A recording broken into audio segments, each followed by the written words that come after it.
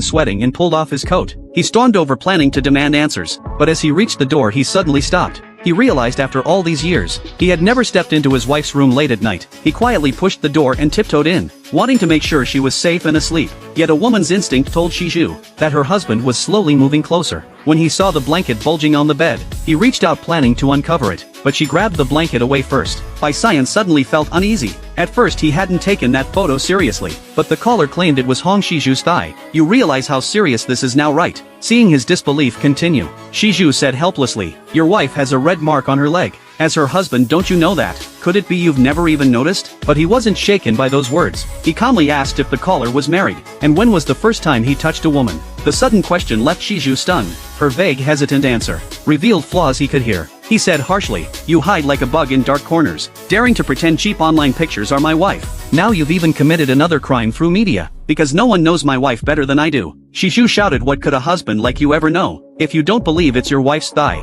why not go home and see for yourself? But after angrily hanging up, she realized her words had brought trouble, so she clutched the blanket tightly. When his pull failed twice he grew anxious. He used all his strength, forgetting Newton's third law that force is mutual. As their eyes met, Shiju closed her eyes and turned her head, thinking she had provoked her husband on the call. She could only leave it to fate, preparing herself to endure whatever came. But unexpectedly he stood up, then told her the president was hiring sign language interpreters. If you want to keep working, rely on your own skills to earn the spot beside me. Shiju couldn't understand why when she wanted to break free, the husband who had always abandoned her, suddenly wanted to hold her tightly. What surprised her more was that the next day he changed his cold image and cooked breakfast for her himself. Seeing his effort, her feelings toward him softened slightly, but then he suddenly mentioned that she met another man yesterday. She explained it was her senior from college, but he wouldn't easily believe her. I thought you would always stay under my watch, but maybe it was only my illusion. Because the caller knew too many secrets, he suspected it must be someone close to him or Shiju, so he began to scrutinize everyone near her.